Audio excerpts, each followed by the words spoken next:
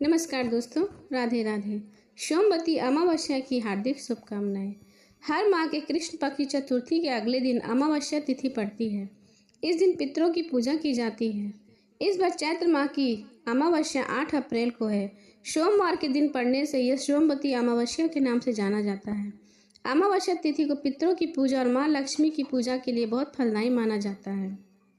काल सर्प से छुटकारा पाने और पितरों की पूजा करने के लिए अमावस्या तिथि बहुत शुभ मानी जाती है। सोमवती अमावस्या 2024 वैदिक पंचांग के अनुसार चैत्र अमावस्या को सोमवती अमावस्या इस साल चैत्र माह के कृष्ण पक्ष की अमावस्या तिथि 8 अप्रैल को 8:21 पर शुरू होगी। यह तिथि उस रात 11:50 तक मान्य होगी। ऐसे में सोमवती अमावस्या 8 अप्रैल के दिन सोमवार को है। उस दिन चैत्र अमावस्या भी होगी। सोमवती अमावस्या के दिन शंकर भगवान की पूजा की जाती है और साथ ही साथ चंद्रमा की भी पूजा की जाती है। सोमवती अमावस्या की प्रचलित कथा के अनुसार एक गरीब ब्राह्मण परिवार था। उस परिवार में पति पत्नी के अलावा एक पुत्री भी थी। वह पुत्री धीरे धीरे बड़ी होने लगी। उस पुत्री के समय और बढ़ती उम्र के साथ सभी स्त्री के गुण का विकास हो रहा था। वो सुंदर लड़की संस्कारवान एवं गुणवान थी, किंतु गरीब होने के कारण उसका विवाह नहीं हो पा रहा था।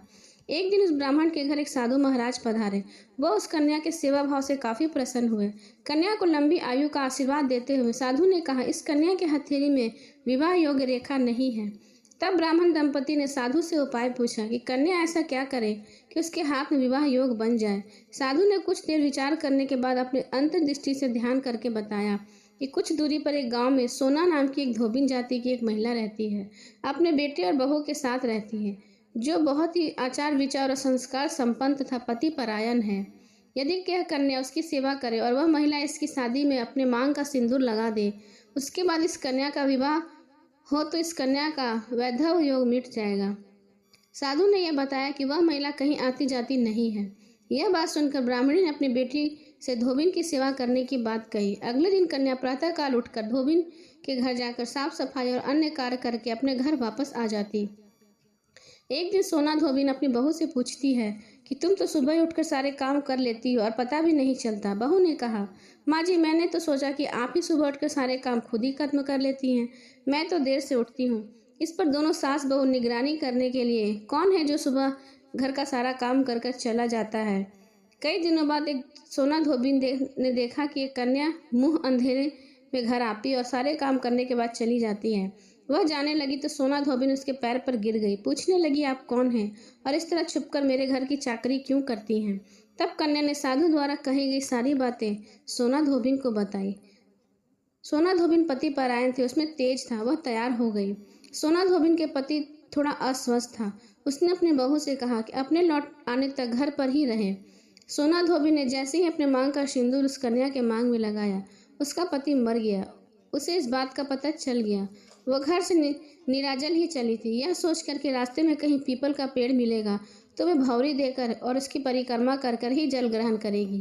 उस दिन सोमवती अमावस्या थी। ब्राह्मण के घर से मिले पुए पकवान की जगह उसने ईंट के टुकड़ों को 108 बार भौरी देकर 108 बार पीपल के पेड़ की परिक्रमा की और उसके बाद जल ग्रहण किया। ऐसे करते ही उसके पति जीवित हो गया।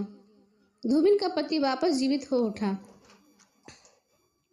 इसलिए सोमवती अमावस्या के दिन शुरू करके जो व्यक्ति हर अमावस्या के दिन भौरी देता है, उसके सुख और सौभाग्य की वृद्धि होती है।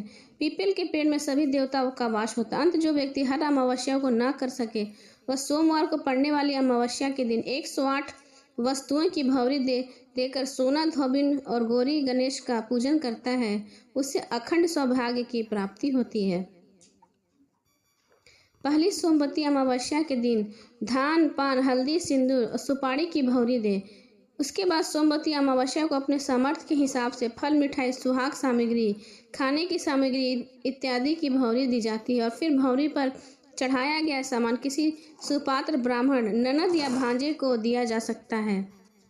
इस तरह से सोना धोबिन का पति भी जीवित हो गया और ब्राह्मण की जो पुत्री थी उसके विधवा योग भी कट गया। बोलो सोमवती अमावस्या की जय।